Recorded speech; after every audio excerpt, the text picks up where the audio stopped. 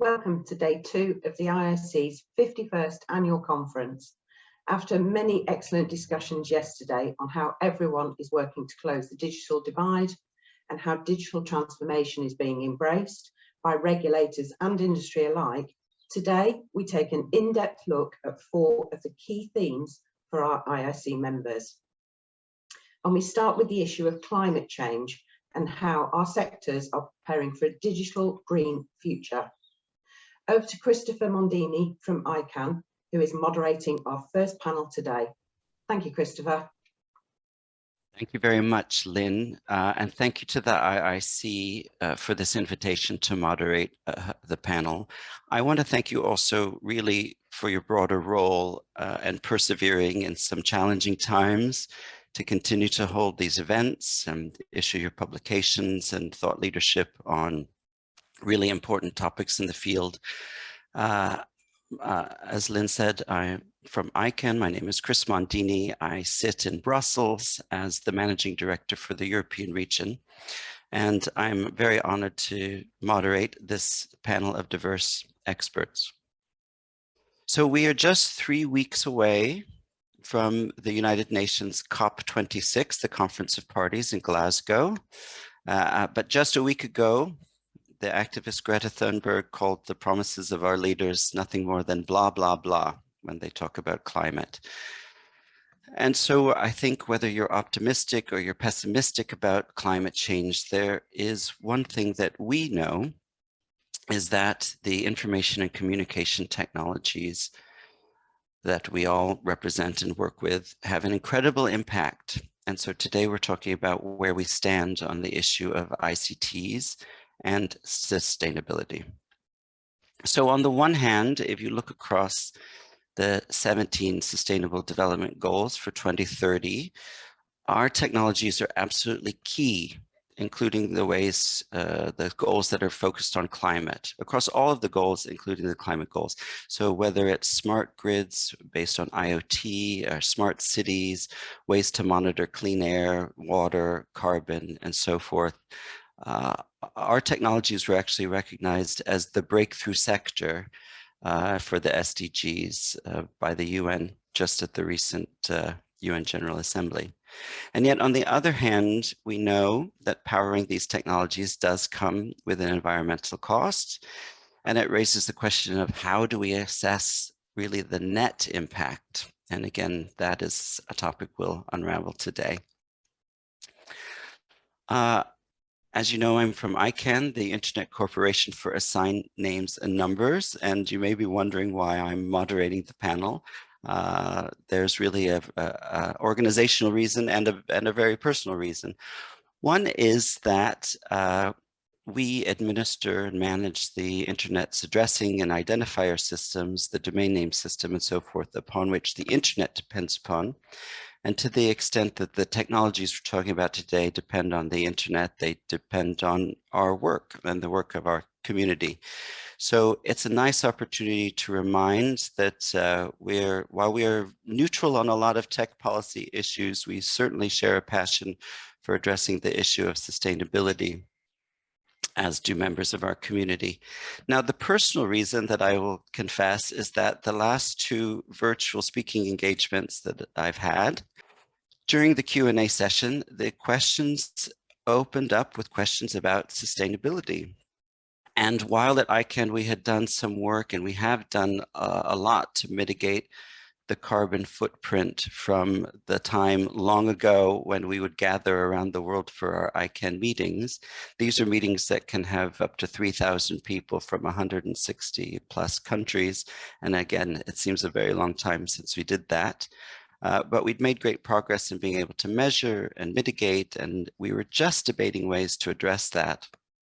But some of the questions I got also related to where the servers that ICANN manages are located, the domain name system, DNS servers, or even about where the traffic of these queries is routed and where these locations are more carbon neutral or more environmentally damaging, and if there are ways that the programming and the technology and the traffic could have an impact on, as I say, the net carbon footprint. So my advice for you if you have a speaking engagement on this topic is, even if you think you're very far away from some sustainability issues, be ready for those questions and be ready with the homework of what you and your organization are doing in this space. I think it's great that there's so much demand and interest. For me, that was a lot to think about, but our panelists are going to stretch the boundaries of this, of your thinking on this much further. And I would really like to just introduce them now. We'll have each of them giving a brief intervention. We have a Q&A pod, which you can type a question into at any point in our session today. We'll either interrupt the flow, and if it's pertinent, I can jump in to pose the question, and we'll have plenty of time at the end for your questions as well. So we'll be hearing today from Samuel Chu. He is a senior manager at Axon Partners Group.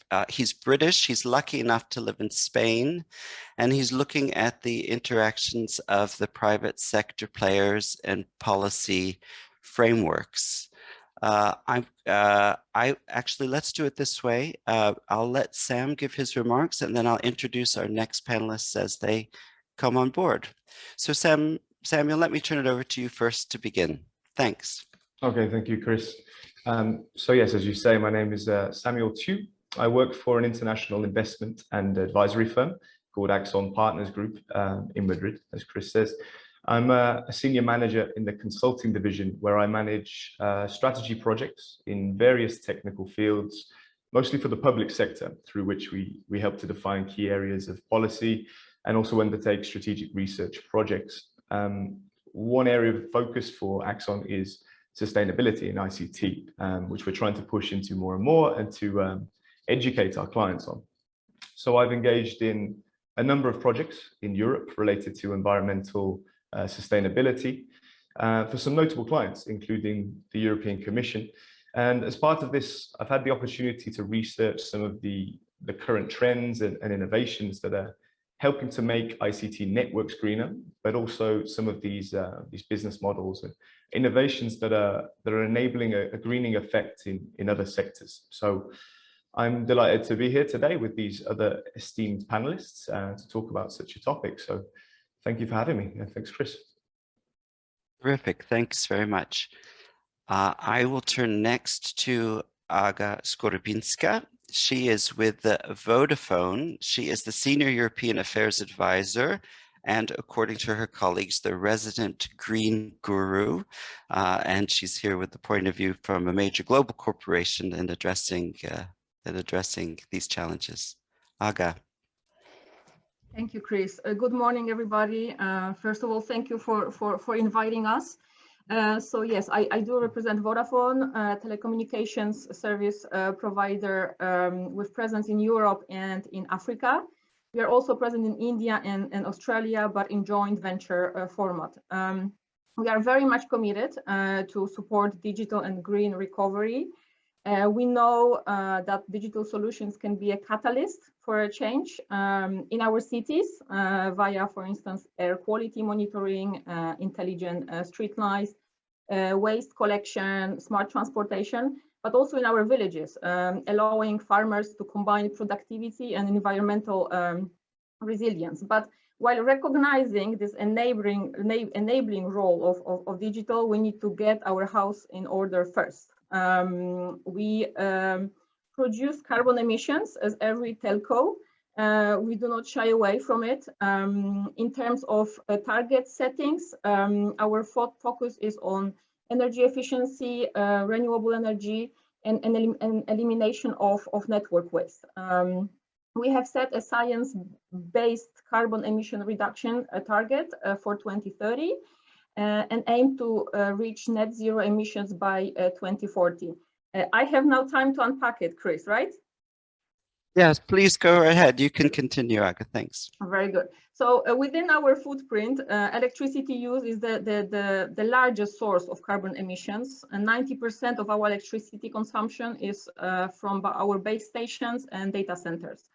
Over the last 5 years, we have managed to keep energy consumption almost flat while delivering a more than 1,000% increase in network traffic. We reduced the energy consumption per unit of data traffic by 90%.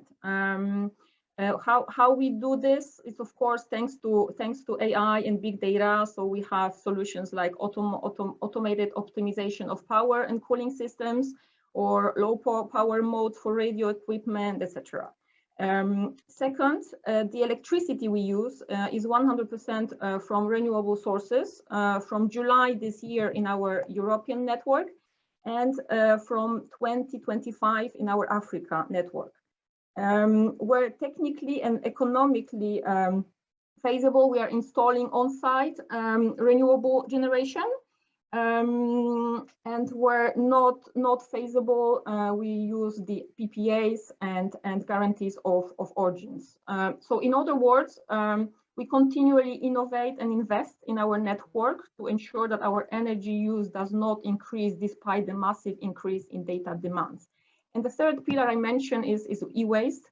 Maybe few initiatives in that space too. So we have launched initiative which is called Red Loves Green, which translates into offering eco-friendly accessories in our shops and signing partnerships with circular leaders such as Fairphone, for instance. And we also have an ambition to deploy everywhere in our footprint half-size SIM card format, which will help halve the amount of plastic used to produce SIMs. Together with other telcos, we launched the Eco Rating Consortium, providing consumers with environmental assessment of devices. I'm happy to share a link also after the panel if of interest. The objective of this partnership, and it's also a good example of cooperation between actors, is that we all have our own methodologies on how to assess a device, and a customer, if they check our website, being in one country, they will get 5 different rankings. So we all got together thinking, let's just do it together, and let's have this pan-European methodology to give as solid information as possible. So that's something we are deploying currently. And of course, we have committed to reuse, resell, and recycle 100% of our redundant network equipment by 2025. And we have established an internal asset marketplace to do that. And of course, we are also taking action to reduce the impact of the devices we sell through take-back schemes, repair services, and partnerships.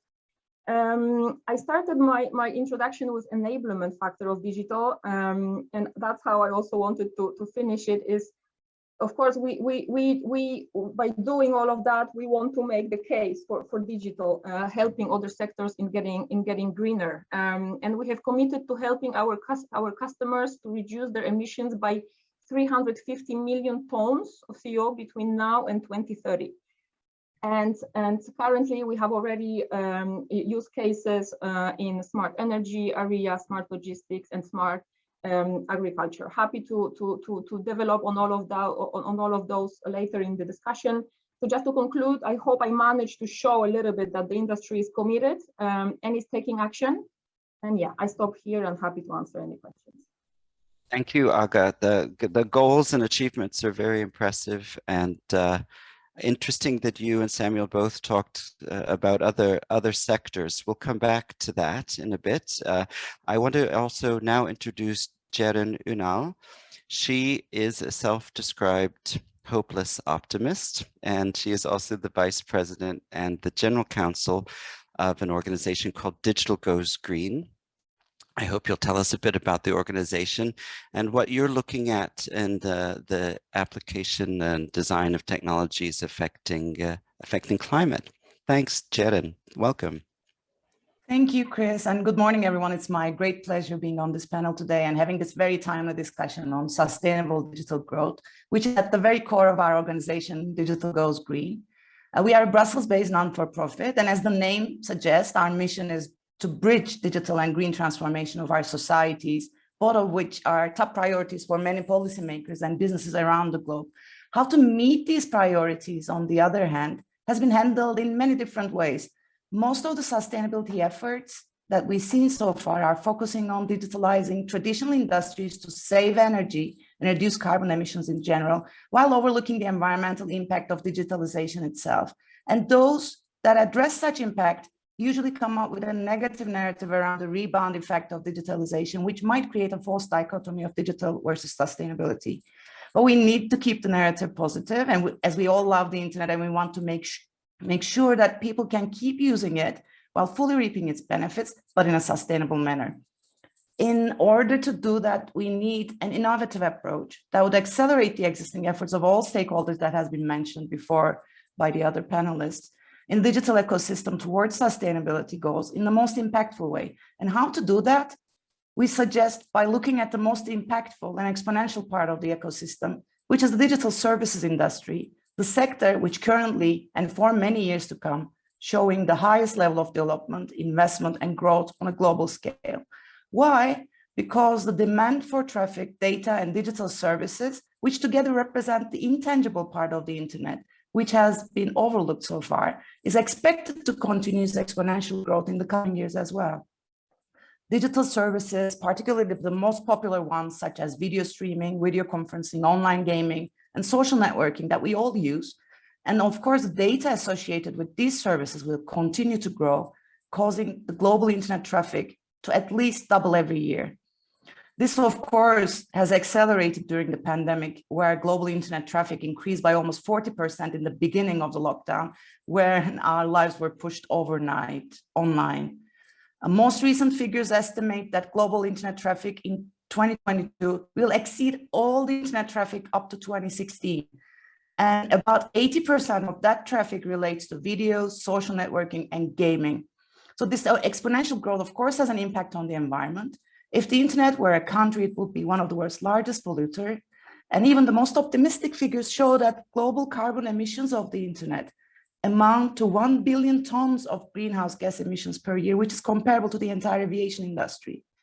The key to reduce this environmental impact of the internet in the quickest and most substantial way is to address the intangible part I mentioned earlier, which consists of traffic, data, and digital services, the part growing exponentially. And to address this intangible part from the very start to the design phase. As digital goes green, we want digital services to be green by design, and sustainability should not be an afterthought, and it needs to be incorporated and integrated into the way digital services are created. Just like over the years, we have witnessed the development of privacy by design and how it contributed to and accelerated global privacy and data protection efforts. Digital services that are green by design would significantly contribute to and accelerate achieving sustainability goals. This would, of course, require a collaborative effort, a lot of information sharing best practices, tools and methods that we use, and we cannot act in isolation. Every stakeholder has a role to play to develop and adopt consensus-based solutions for green by design to lower the environmental impact of both current and emerging digital services. So we like to place digital service at the core of the solutions and hopefully enable a multi-stakeholder dialogue to create a comprehensive framework that covers the whole ecosystem and to help incentivize new environment-friendly digital services for sustainable digital growth in line with both digital and environmental policy objectives that we all have.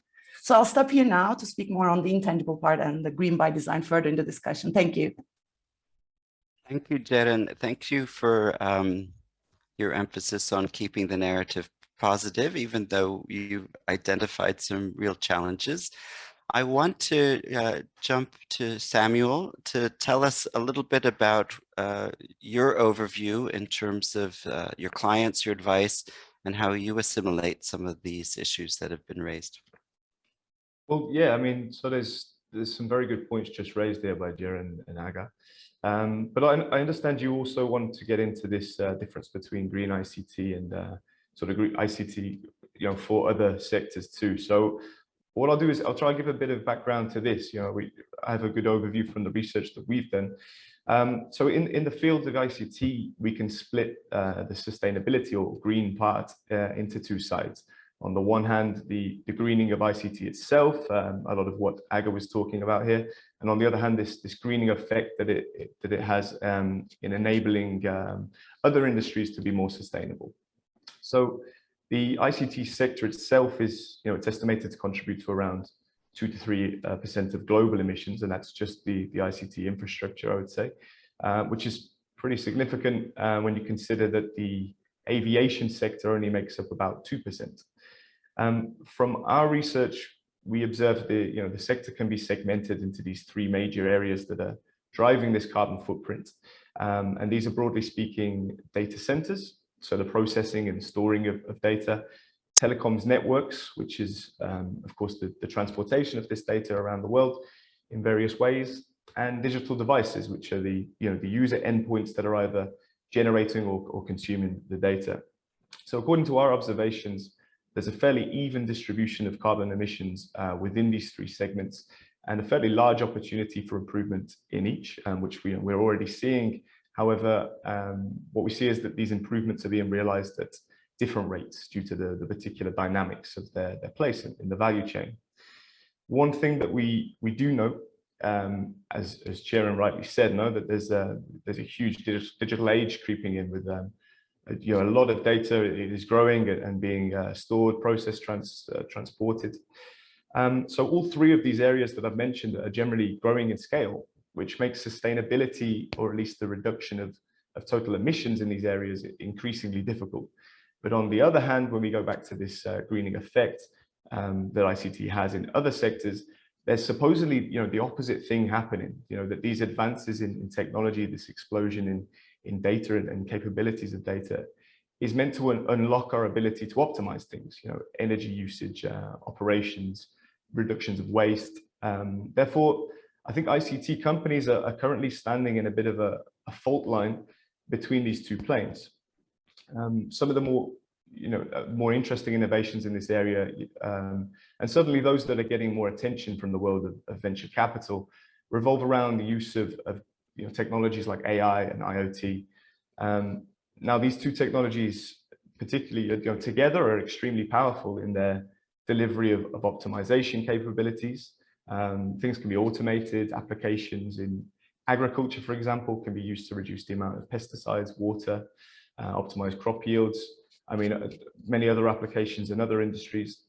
However, it's important that we don't lose sight of the fact that these deployments need to exist within the context of good ICT infrastructures that are green in and of themselves, which I think is Sharon's point also. As you may or not know, AI and IoT are both potentially quite harmful, environmentally speaking. AI, from the perspective of it's often a very power-hungry operation to both train and use an AI model. And IoT, again, due to the massive data that it can send and receive, but also from the perspective of circular economy and e-waste. So care still needs to go into exactly how these solutions are deployed. And I think regulation can help us to define the scope of some of these emerging technologies at the outset. So this is something that hopefully we can focus in on today. Some of these background details for ICT that we can't just ignore due to the hypothetical promises offered by emerging technologies and their use cases. Thank you, Samuel. I am sensing a lot of common themes in the opening remarks, and so we will open up as a panel discussion now and remind the audience to please feel free to type in a question you might like to pose to everyone or identify a particular panelist. Samuel, I'm going to follow up with you first, because at the beginning you did talk about some of your engagements with governments, with policymakers, with the public sector. And these are very big, thorny issues. And I'm just wondering, what are you seeing in terms of policy frameworks, or what would you advise governments or organizations that are trying to create the right public policy framework to encourage looking at the issues that you raised? Okay, so well, as you rightly say, our clients are mostly public entities, regulators specifically. I've mentioned we've worked with these bigger entities, the European Commission, but we also work with governments that are more developing nations. So our advice generally to them is that it's important to get started thinking about sustainability right now, even if there's very little in place, or especially if there's very little in place so far. Firstly, this is because probably there's never been a better opportunity to start making advances in this field. There's already a lot of momentum behind climate action in ICT. Major players are primed to be mobilized, and many already taken these steps, as Aga rightly says. We're also on the verge of many supporting technologies that I just mentioned being ready to be used.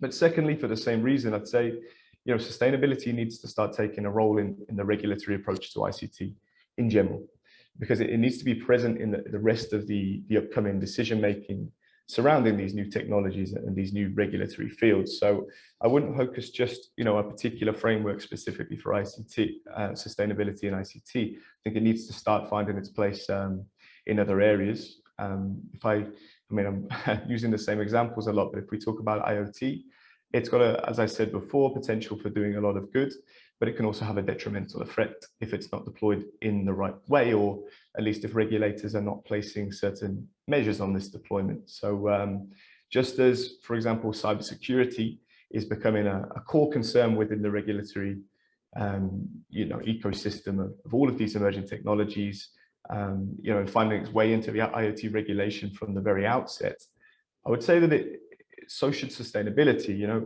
Regulation should be born out of concerns from multiple angles, and sustainability really needs to have a seat at that table. So for our clients, we're suggesting that the sustainability needs to be taken seriously, and that from the outset, those regulators that don't yet have a handle on the state of sustainability in this sector need to, they have a good opportunity to begin doing so, and they need to at least get visibility on the subject.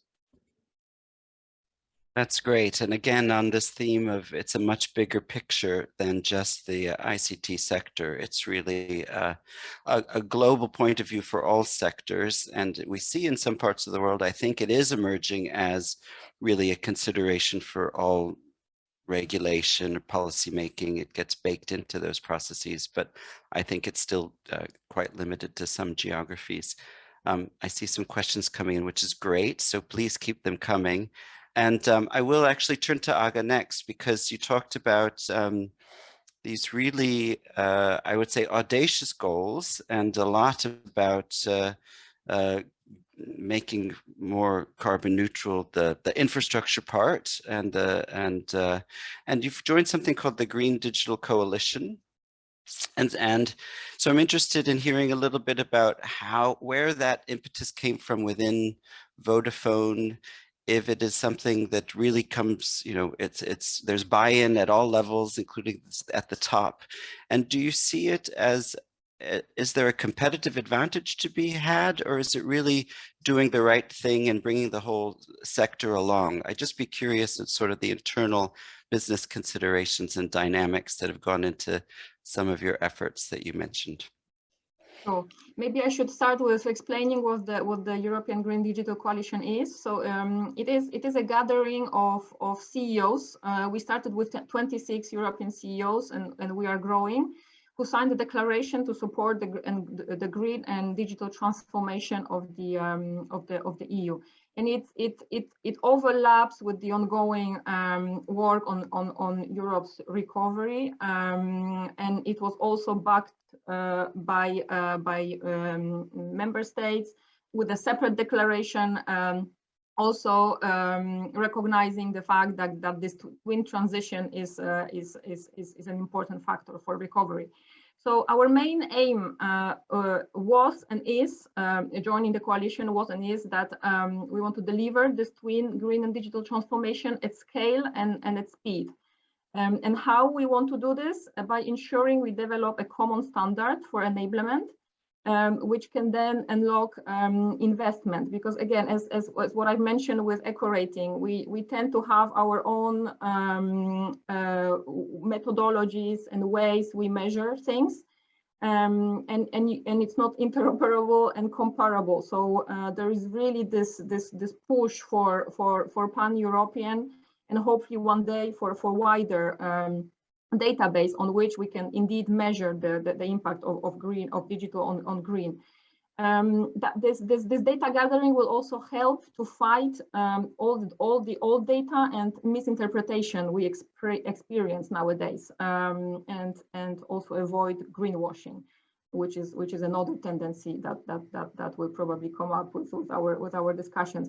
And then secondly, the purpose of this coalition is to work with other industries, because as ICT, we tend to stay in our bubble and recognize how great our solutions are, but it should be other sectors seeing this value. So the idea is really to sit around one table with energy players, transport players, agriculture players, understand each other's needs and how we can provide solutions. We don't want digital to be seen as another OPEX for these industries. We want them to see digital as a solution to their upcoming climate requirements and transition they need to go through. And what is behind? We want to shape this as Vodafone. We want to shape this ICT movement rather than simply follow the regulation. And of course, as I said, we are very much focusing on this enablement part. So we of course see it as a business opportunity, green commercial offer, hopefully. And yeah, we also hope that it matters for customers, and that the green propositions and green product are appreciated. It really varies market by market still.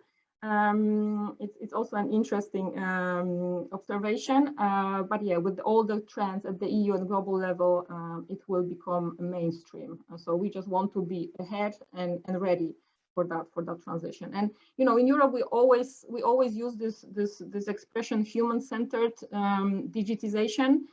And I think, sustainability and climate really fits into that. You need to have sustainable networks and connectivity. That's also what Sharon and Samuel said, to really claim that it's human, that it's really human-centered. And in order to become an industrial leader, you need smart solutions. So yeah, we hope that with this coalition we can respond to this needs. And then just to finish on the internal structure and support, indeed, we are very lucky to have decision makers that do see what's happening in the world, recognize the trends, also see the impact on our sector. We saw it with flooding in Germany, you know, and all the damages to the infrastructure. So it's not only nice to have, it's must to have. So it's real, and yeah, we don't have a lot of trouble in convincing our internal hierarchy on how important that issue is. It's always great to work for an organization that is doing the right thing at the same time of making a successful business proposition from it. There's a question in the chat, Aga, and it's really like the question that I just posed to Samuel, who talks to regulators in his business, but it's also from your point of view. You talked about how the EU really has a human-centered approach to its regulation on digitization and so forth. But the question is, even with these industry initiatives, is there a role for telco regulators in reducing carbon footprint in the sector as well? And what do you think that the carbon, you know, should the regulators do? What form should that take? Of course, and we see it already happening in Europe. I know that the French regulator is very active on that front, organizing consultations, trying to understand people's fears, because that's also something that Sharon referred to. That digitization, uncontrolled digitization, will lead to more devices, to more waste, etc., etc. So regulators are slowly also looking into that, and they hold regular dialogues, which are extremely interesting for us, and trying to find some sort of common ground to see where are the gaps and how to solve those gaps. There's a lot happening at the EU level, and I guess the regulators will follow that very closely. So we have Fit for 55 package, and we have the big circular economy package coming in December, or maybe a little bit later in the year, even. But But I think that all this time since the European Green Deal was announced, all this time the main focus was on heavy polluters, and now I think we are moving to the ICT part. So it is an important space to watch, and we will be very happy to have these dialogues with regulators also to understand what are their needs, so that we avoid fragmentation, because that's always something we fear.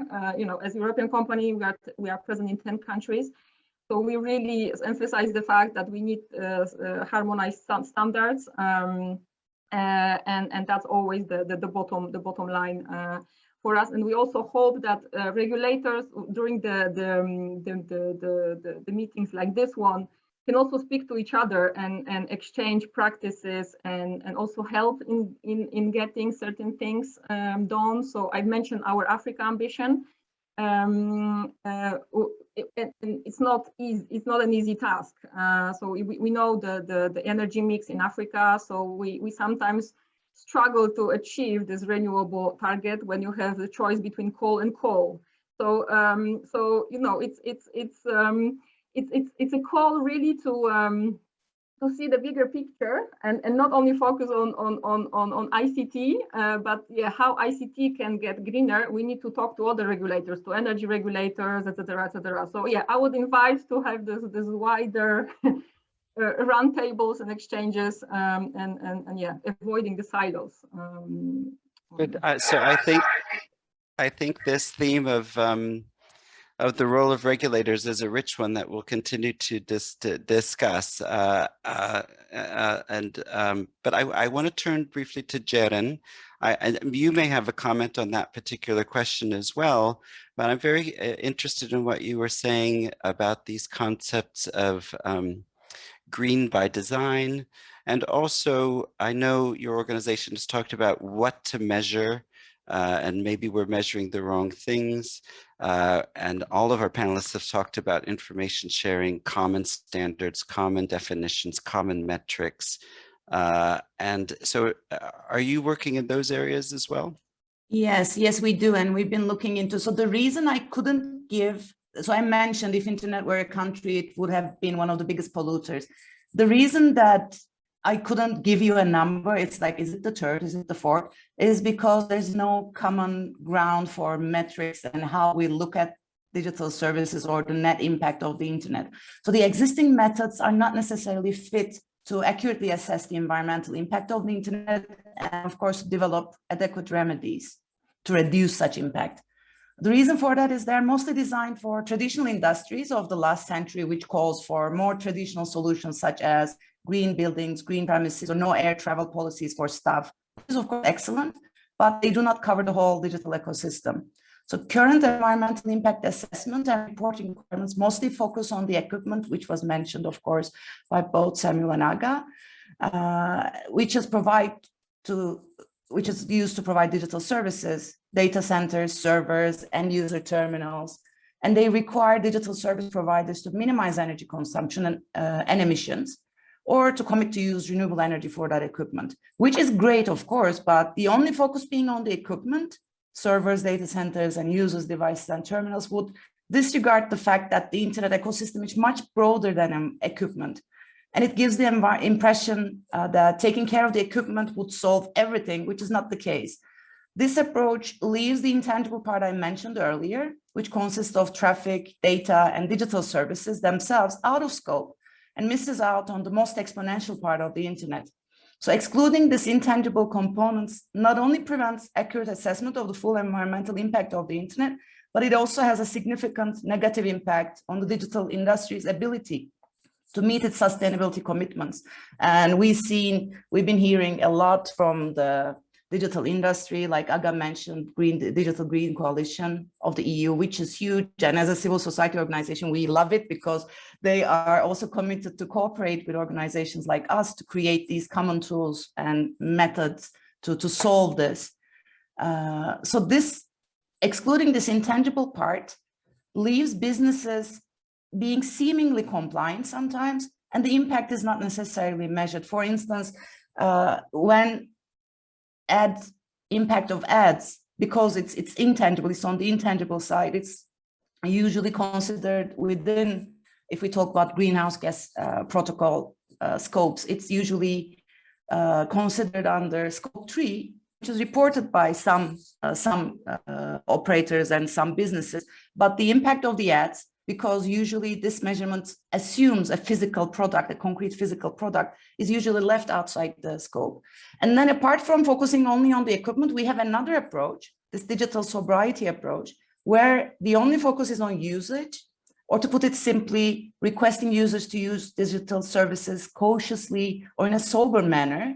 For example, not watching HD videos all the time. Although making informed choices for consumers and awareness raising for users is super important, we of course support that. When you focus mainly on usage, you might discourage digitalization efforts and also put an unfairly huge burden on the users, whereas there are several other alternatives and solutions that can be brought by the industry via sustainable interaction design tools. In other words, again, going back to the green by design digital services.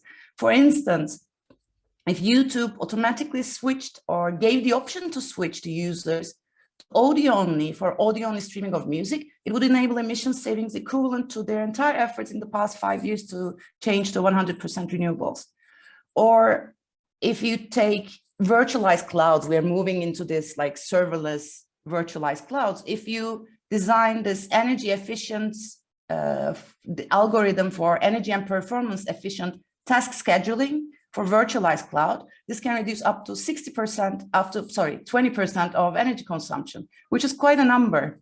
Similarly, for blockchain, one of the most energy hungry technologies that we use, redesign of their basic arithmetic public key cryptography algorithm with the goal to minimize the energy consumption might correspond to an energy saving of up to more than 22%. And please note that these design interventions reduce the environmental impact of the relevant digital service without even touching the equipment or infrastructure. By doing so, we can appropriately address the intangible part of the internet and the whole ecosystem, the traffic, data, and the digital services. So this is we believe as digital goes green, this is the innovative way forward for digital services that are green by design, and also the right way to accelerate the already existing efforts on equipment towards reaching sustainability targets for the digital industry as well. So it's a win-win. So I think those are really innovative and practical, as you say, design solutions that are probably new to a lot of the people in the session hearing about these ideas. And then I jump back to the discussion we had about regulation and regulatory framework, and even in a pretty advanced developed place like the EU institutions that are trying to do the right thing. I just wonder if the regulators are going to look at these questions so creatively. I wanted to jump back to Samuel because I know, again, this is a large part of your client base. Do you see that we can bridge the divide between what the regulator's mindset is now and some of these really very innovative ideas for creating an environment of sustainability in the sector? Sorry, if you were talking to me then, Chris, I literally just lost connection, so I missed your question. Oh, that's quite all right. I was just passing to you to comment on some of these innovative ideas that Janet mentioned compared to some of the approaches of the regulators. But you may be having a connection issue. I hope it's not me. Okay, well, look, I know Samuel probably has loads to say on that particular topic, and I hope he'll be able to jump back in very quickly. So what I'm hearing so far is a lot of need to broaden the discussion to include more stakeholders. We've talked about companies in the sector and we've talked about regulators, but if you were looking at stakeholders more broadly who aren't at the table, or stakeholders who may not even know that they're stakeholders that really want to address sustainability challenges in partnership with ICT sector, or even within the sector, who would you name? Are they gathering now? Are there places for them, or do we need to create new organisms for them to address these challenges? Let me start with you, Aga, if you have any thoughts on that question of who are our stakeholders. So yeah, we've discussed governments and regulators. I think what is really key and what it should all start from is citizens and how they see this issue. And there is this very good initiative now at the EU level on the conference on the future of Europe that has green aspect in it as well. And yeah, I took the time last week to go through various contributions from citizens, and it gives you you know, the street view of all these theoretical concepts that we tend to discuss in Brussels. So I think this kind of activity is extremely useful and should be promoted and strengthened because that will help us to grasp all the concerns that we have at this stage and turn them hopefully into opportunities. And how we do this, I mean, we have to be more concrete in what we say. So it's so easy to say smart meter, but what does this mean for a person on the street, right? Can we prove it's gonna mean lower bills at the end of the day? If yes, let's do this. So yeah, we need to, as we say in French, vulgariser a little bit these messages, because again, we tend to use the slang among us. So yeah, the citizen part is extremely important, also given that there are a lot of economists saying that we are moving towards stakeholder capitalism, and as I say, our green offering is a response to what we think people want. So hopefully we can all match and meet halfway. That's a great addition to the scope of the stakeholders we've discussed. We talked about companies, we've talked about governments and regulators, but really both you and Jeren talked about the will and the options for citizens and consumers. And it's great to hear that you're getting the street view. And I hope it's up. I'm sure it's cause for some hope that so many people are so passionately weighing in on these issues. And I absolutely would, you know, choose to do audio only on YouTube if it were a possibility. And I knew it was doing good for the planet and our future. Samuel, welcome back. We're sorry you had a little bit of a connectivity issue, but we've found ways around, as we always do. Communications professionals always do. Do you want to comment a little bit on this? We talked about role of regulators. We talked about who the stakeholders are and should be. I'd welcome your views from your experience. Sure. Yeah. Apologies for that, losing my connection. Yeah, I mean, let's keep on the theme of these stakeholders. As you say, we've spoken about the more direct or typical stakeholders you think should be in this fight. I'd like to raise a few more, because I mean, beyond these immediate stakeholders, there's a whole world of stakeholders that need to be engaged simultaneously. And that's firstly, this startup ecosystem. So we talk about innovation being required to advance in sustainability. And this can't just be placed on these corporates to do. In fact, it's much harder for corporates to advance on innovation than it is often for these agile startups. So I believe the startup ecosystem needs to be engaged to allow this innovation. You know, sustainability or working in sustainability needs to become attractive for these. There needs to be the right kind of rewards available for them. And well, for this, you know, very reason, they need the right kind of funding opportunities. You know, testing, sandbox facilities need to be available. The right kind of capacity building and awareness raising for them needs to be in place, so that these niches in sustainability can be spotted.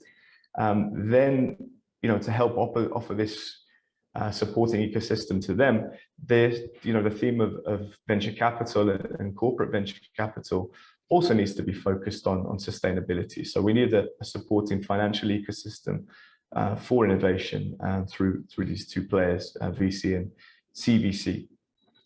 You know, there's some examples of these. You know, the funds are starting to pop up that are 100% focused on sustainability. So seeing more of this is important, but it's also good that we're starting to see, well, most VCs in the world now having ESG as a core part of their, or at least an aspect of their investment strategy now. So creating, you know, working on this side of things will, I think, foster the right kind of growth that can complement these corporates, these regulators, and, you know, ultimately help these citizens, as you mentioned. And arguably it goes all the way up the chain to the global corporates, the investor activism and shareholder activism is increasingly looking at these areas too. And it's interesting, I'm wondering if there's a dichotomy between where the funding goes for startups, if that's more on, you know, we've talked about the fault line between innovations that can be used to reach sustainability goals and address climate challenges, which maybe seems the more exciting, innovative, new frontier type of activity. But it's just important that still, as we've identified on the infrastructure and the power hungry parts of what our organizations do, making them green and making those adjustments, which will include necessarily stakeholders in other sectors. And speaking of other sectors, I'm going to turn to a question. You know, we haven't really talked about the power sector. We haven't talked about other actors in the ecosystem. We've talked about maybe stakeholders who aren't present at the table, but are there any, let's say, bad actors? I mean, is there a spectrum of people that are hindering progress or moving us even in the wrong direction? You don't have to name names, but you could talk about who we might encourage to be more forward-leaning on these issues. And I leave it up to you, if whoever wants to. Well, Samuel, I'll let you jump in first, and then see if Jeren and Aga have a comment on that tricky question. I mean, actually, I'm quite eager to hear their answers. I mean, climate deniers come to mind. They're not helping at all. But no, I mean, in my position in consultancy, I guess we're always working with the people who do want to, that are for this, you know. So I haven't had a lot of exposure to bad actors necessarily. To the bad actors. Okay, we'll jump to Jeren because you neutrally get to look at everybody. Who's either consciously avoiding coming to the table or possibly working at cross purposes? Anybody you'd like to point out? Well, I'm not gonna name names, or I'm not because the reason is, like, there's no good guys or bad guys in this sector, let's say. We are all interdependent. As you being from ICANN, you know, it's like the technology is built in an interdependent way. So we cannot act in isolation. So everybody we've been talking to for the last couple of months, we've been talking to telecoms operators, big businesses, big tech companies, and governments, policymakers, researchers, investors, some energy experts, people from the energy field, and everybody was quite willing to contribute, but maybe they don't know how. And we need this multi-stakeholder dialogue to keep going. And also we need to do that on a global scale. So obviously the EU is taking the lead, but we've been talking to a lot of people from Asia, for example, and they have the same priorities. We've been talking to one of our board members, put us in touch with some fintech experts and some investors who are really, they don't know, they really want to invest in green technologies because they have this pressure coming up, but they don't know how. So if we act together, sit around the table and start discussing it to develop these tools that we need, the tools for not for the last century, but the tools for today and tomorrow, we can develop equally valuable tools for everybody around the table, because we'll have a shared responsibility. The investors would know which technologies to invest in. Policymakers and governments would know how to navigate in this ecosystem in the right way, and how to regulate or how to intervene when necessary, but in the right way and the most impactful way. And of course, we talked about competitive advantages, and the way to do that is to make sure that the consumers are making informed choices so that they can shift demand in the market to opt for more sustainable services. So we need everybody to act together, and it's not just a nicety, it's what necessary to do. And we've experienced the most of the problems are resulting from lack of communications and lack of dialogue, because we are used to having silos between policymakers and tech community, for example. But here we have silos between tech communities, the internet communities, digital communities, and the ecological or green communities. And also there are silos within these communities. So these areas not now, but until very recently, they were considered as quite niche areas. So we need to break these silos, both between and within the communities that we have, and keep having these dialogue going, just as we do now. This is not a coincidence that we're discussing this now. Yeah, I'm going to come back to how do we break down the silos, because and you're absolutely right. It's something we see in any field related to global technology, norms or standards or agreements. We often find that somebody is not at the table that should be at the table, or people bring, within my context in ICANN, people bring all kinds of topics that are non-central to our mission, but we say, well, we wish there was somewhere to discuss that issue because it's a very important issue. Aga, I'm going to pose you the question, though, that I just asked Jared and Samuel. Is there anybody not at the table? Is there anybody we're not getting to? Are there any actors that you would like to see them come around or change their approach? It sounds so far we've talked about people that don't know they need to be at the table, but is anybody avoiding it? Yeah, well, I would diplomatically say there are no bad guys and good guys, but I would say that there is a need for some sort of regulatory push so that everyone is on the same page. And the way to do it is to push, for instance, sustainable digital solutions as part of any research and innovation portfolios. So that it becomes a new normal, a horizontal approach that is recognized everywhere, and that's how you mainstream this behavior and this innovation. Well, I would also say that also the without naming and shaming, the industry initiatives are sometimes reaching the limits. So I've mentioned the eco-rating initiative that we have. So for instance, we are not in measure to have all the device manufacturers playing the game with us because it's an industry-led initiative. So again, I would see a role for regulators and regulation to bring everyone together, not by penalizing, but by incentivizing this movement. That's a very good point. It's like you have to set the table and incentivize people to come, but you might have to tap on some shoulders and to say, hey, you really need to be in this discussion. And it sounds like that's going back to our question about the regulatory framework and approach. And also I'm hearing a very strong push of what the consumer wants and what the citizen is looking for.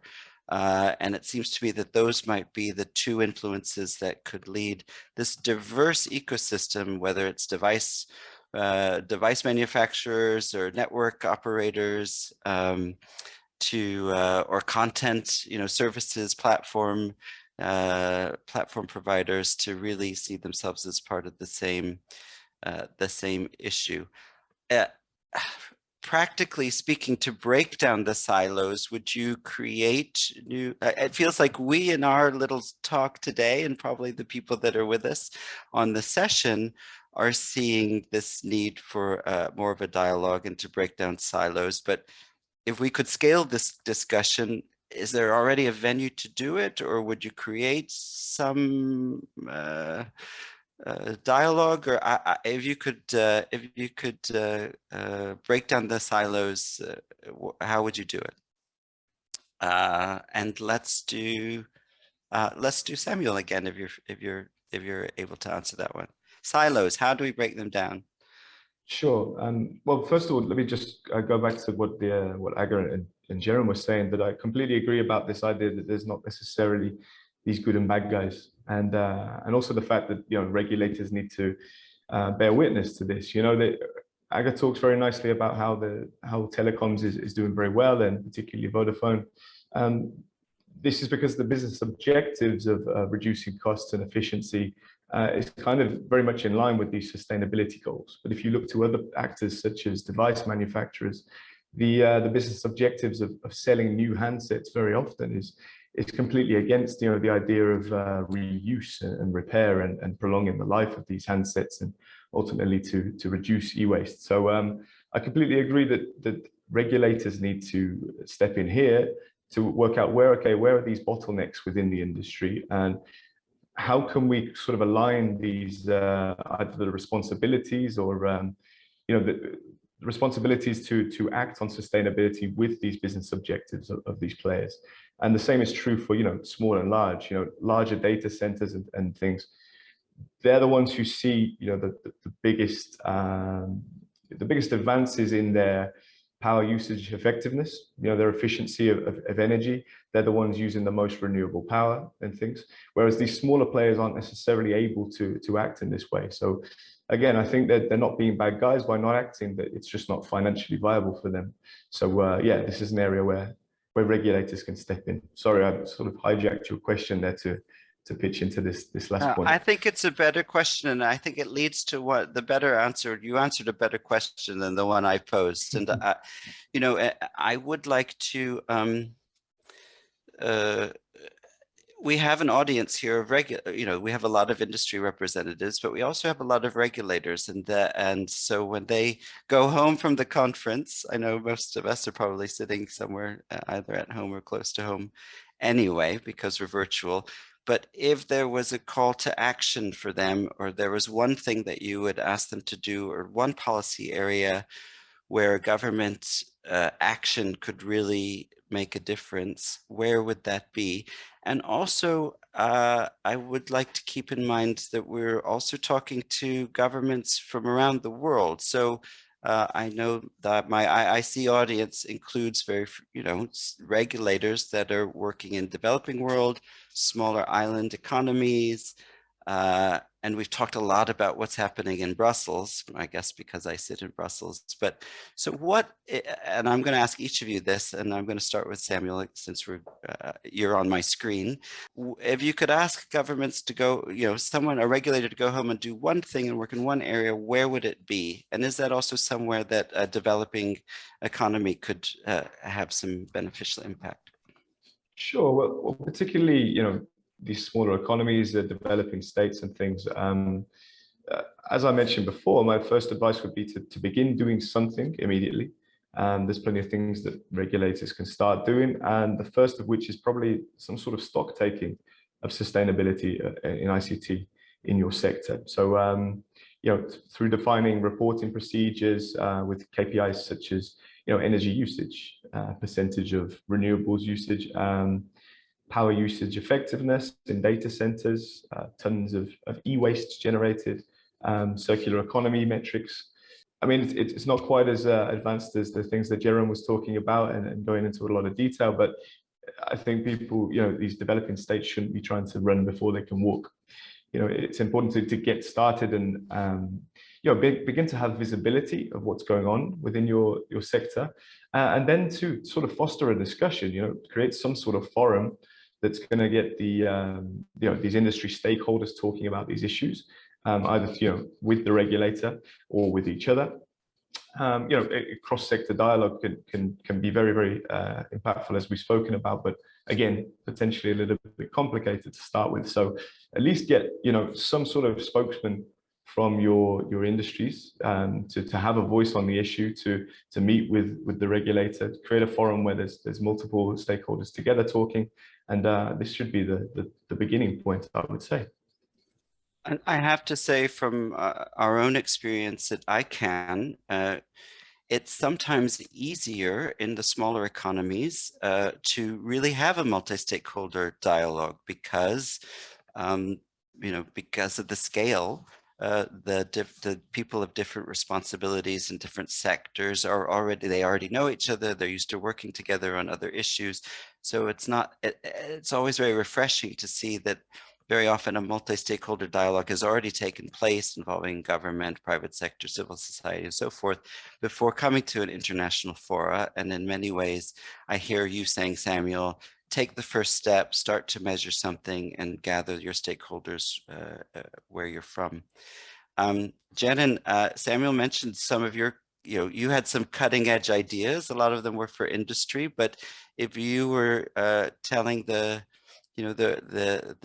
hardworking regulator sitting in our audience today, who's going to go back and report on what they learned in our panel, would you give them a policy area to work in, or a call to action, or steps that they could take to make an impact?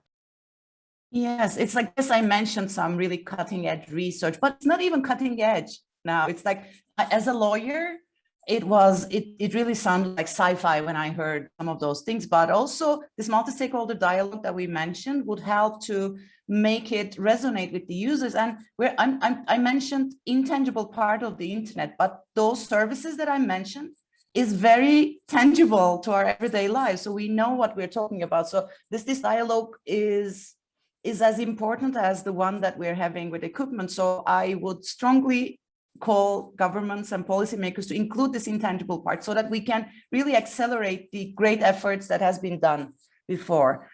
And also, yes, keep things local, but think global. As you mentioned, it's quite a good tactic. And sometimes in smaller groupings or in a more limited geographical scope, the discussion leads up to more concrete results. So let's have it, but also at the same time keep this bigger discussion really going, because it's very relevant and it's our everyday life. Just as the other areas of internet governance, it became very mainstream now. So like 10 years ago, nobody was discussing this. And yes, some of the things that I mentioned was usually left in smaller research circles, but organizations like us, on a very selfish note, I would also call policymakers and other stakeholders to join our efforts. We are currently in the process of forming our multi-stakeholder working groups to create these tools that I mentioned, along with these cutting-edge technology from a strictly evidence-based, science-based model, which would also lead and inform consumers as well. So we want something concrete. We really want to change, and we believe that our approach would accelerate and complement and serve both digital and green policy objectives. So I think I'm hearing that your organization is the good gathering point that can break down some silos, because quite frankly, you know, the big intangible providers are some of the major corporates that you've mentioned, and they don't, you know, you can bridge them and maybe a regional telecom regulators organization in the Caribbean or the South Pacific or in these places that environmentally are actually directly affected. Yeah, and we are also collaborating with Consumers International, the biggest consumer organization, so on a global scale. So we really, it's like just some humble bragging on my side, I would say. Where it's very, very welcome. We're very impressed by your work. Aga, do you have an answer to this question? If you were telling a regulator in our audience today the one area that she might be able to make an impact in a policy area, regardless of the size of their country? Sure, I can never focus on one. So if I can, I will mention three. So of course, first of all, priority is access to renewable electricity. So yeah, we call for regulatory environment supporting a wide range of potential renewable electricity procurement and distribution at reasonable cost. I mentioned we have some struggle in South Africa, for instance. So it is really a priority number one for us. Then second is standards. So by standards, as I say, there's a lot coming in the ICT sphere from the EU. So we have already some drafts around data centers, sustainable data centers, et cetera, et cetera. Regulators are those who know us best and who know our infrastructure best. So it's really important that we jointly participate in this decision making, because the Green Deal is a very multi-stakeholder area, and you know, it's led by 5 DGs, for instance, in European Commission. So it is really important also to get the support from regulators on what is feasible, what is not feasible. So for instance, you know, one size fits all approach is sometimes difficult when you refer to data centers, existing data centers and new data centers. Of course, you can't have same rules for those. Of course, support technology innovation. So yeah, pilots and initial deployment of new efficient technologies to get them scale quickly is of course a must, so that we can move forward. Thank you for that. I've just typed a reminder to our audience. We are open for questions. We have a few more minutes before the end of our session. I'd just like to say, Chris, that yes, please. cheekily, if regulators are still struggling after these very good suggestions, they can always hire a consultancy to give them a hand. Well done, well placed pitch for services. Very well done, Samuel. So I actually am very optimistic. I feel like these conversations, which I've been involved in other venues, are actually now really resulting in many more tangible, not just ideas, but actions. I mean, we've heard from Vodafone on tangible actions and really meeting incredibly audacious goals. And Jaren, I love all of these really practical, easy fixes that not easy, but they don't touch the infrastructure, as you said, which is they are adjustments that we could be made that would make a good impact. And they are, I would say, less disruptive than I think some people would imagine they would need to be for the impact that you outlined. So I'm more optimistic than I've been in other conversations on this topic over the past years. But a year from now, I want you to look into your crystal ball and what will we be talking about a year from now? And will we be able to look back and talk about any successes that we've seen? I don't know. Who wants to go first on that one? I'm going to ask Aga. For sure, we will be discussing green ICT still, because due to all the co-legislation processes that will kick off. So that's a practical response. And I think, and I hope that in 1 year time, we will have these data points that we are all searching for based on methodology, proving this enablement part of digital. We don't know the results, but that's exciting. But yeah, hopefully it can be a reality check exercise, and we can improve where we are under delivering, or we can mainstream what we think makes sense. Great. Jaren, what do you think? Yes, +1 to what Aga said, of course. I hope that in 1 year from now, we would be better equipped to accurately measure and assess the impact and develop the adequate remedies to reduce such impact. And I don't want to repeat myself, but this intangible part should be included so that we are all looking at things from this common ground and working together with more stakeholders involved and the silos broken. So I think that this dialogue is really moving forward. And I think 1 year is, in the technology world especially, it's such a long time. So I can only, and I'm a hopeless optimist, it's in my bio, and I can only hope for the best of innovation, because that's how we need to keep the same spirit that the internet was built upon. So we need to keep the innovation going. Samuel, what's your prediction a year from now? And then after that, I think I'll come through for any closing remarks from the panelists. Sure. So, well, I do believe, we'll continue to see progress over this year. We've spoken about a lot of technologies that we're already seeing advancements in. They're only just coming to fruition, so hopefully we'll see some, some new things happening there. Mainly, what I think we'll be doing is we'll be talking about some of these supporting technologies that I was referring to earlier, something, edge computing, for example, that's going to help alleviate a lot of the, the energy consumption in data centers and telecoms networks. Concepts such as this, I think, are going to become a lot more important over the next year. I mean, the next 1 year is not a huge amount of time, so I don't think we're going to see leaps and bounds in all areas. But one thing I do wonder is whether we'll still be talking about the benefit that 5G is going to bring for sustainability, as in these other fields, or that it's already started to bring these things. So one indicator will be whether there really are these novel use cases for massive machine type communication or ultra reliable low latency communication. So this is what I'll have my eye on over the next year. That's great. Samuel.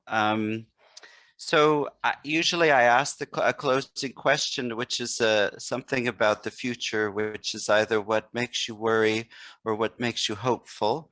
I know that, Jaren, you've already told us you're a hopeless optimist, but is there anything on either side of that balance sheet? Is there anything that you'll admit to making you worry, or feel free to answer that any way you see fit as your closing remarks? Well, thank you so much. Yes, there are things that worry me from time to time, and still sticking to some very traditional approach to tackle this very cutting edge issue. It kind of worries me a bit, but having this discussion, having this dialogue with you today, and as I said, it's not a coincidence. We're now discussing the whole role on responsibilities for stakeholders in the digital services overall. It's like with the DSA in particular. So we want a fair distribution of burden within stakeholders to address this issue. So I'm hopeful for this discussion for the stakeholders moving for a more innovative approach. Great. Aga, any closing thoughts? Any worries, hopes for the future? Well, I am and will continue to be optimist. Our sector is very often compared to the airplane and airline sector. I just want to say that the difference is that there are fixes that we can remedy, and we just need to work together to make that happen. And this transition is of course about businesses, but more importantly about people.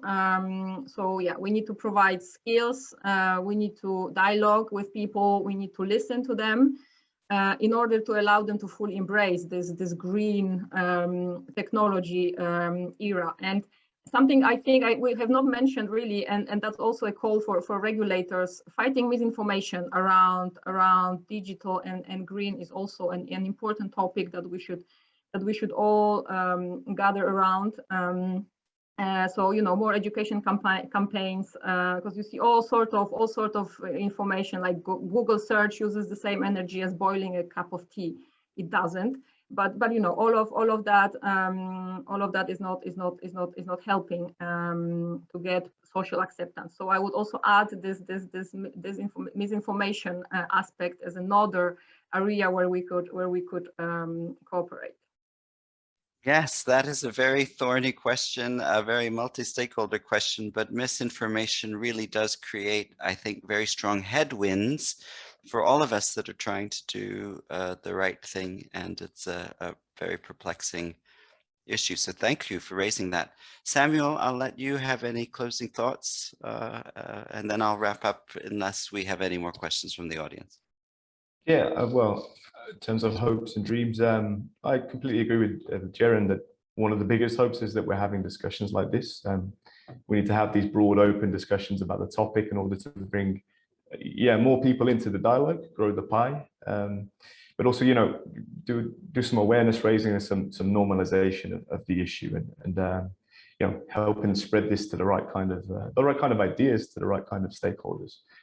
At the same time, I think it's good that someone like Greta Thunberg calls us blah, blah, blah while we do this. We need to be challenged on these claims that we're making. We need to be challenged to go further and not just accept what we're saying as the end point. So no, I think it's good that there's different angles of discussion, and both positive and negative views being seen. And well, I guess finally the only worry I have is that people get too distracted by the promises of certain innovations and buzzwords, automation, 5G, IoT. Companies and regulators especially should not just be accepting of these terms as God-given savior technologies. They need to make an effort to look under the hood of these concepts and their application to see, okay, how can they be helpful to us, and what are the right conditions to apply these. So one hope and one worry for you. Thank you. Well done. And well done to all the panelists. I have to say, I really learned a lot. I had my awareness raised on a number of issues, just even in framing the question, from the the forward-leaning, innovative, addressing the challenges of climate using ICT technologies, to the really important work of greening the existing technology. And then the dichotomy between the hardware and the intangible, and the shifts and the changes that can make everything we do more sustainable. We heard about the different influences of stakeholders. We talked about the investor community. We talked about consumers and citizens themselves being informed, knowing that they have options. And we talked about regulators creating really a framework, but maybe most importantly, creating a place for multi-stakeholder dialogue. And one of the things that makes me very hopeful is that I know the IIC reaches a very influential audience. So hopefully for people participating in the session, they had some similar revelations about the scope of the problem, the ways that we can address it. And in our, going back to what we do on a day-to-day basis, we can take some steps. I always feel like I learned something in these sessions at these meetings, and then I want to go out and I wish that everybody knew was on the same page, but you have to start somewhere. And I think this dialogue has been a very good start. So again, I want to thank the IIC for providing a forum, for certainly for putting this very important issue on the agenda. And I look forward to continuing the dialogue in future sessions and events, and to seeing all of you again in real life, IRL, someday soon. Thanks very much again. Thanks, Lynn. Thanks to the IIC.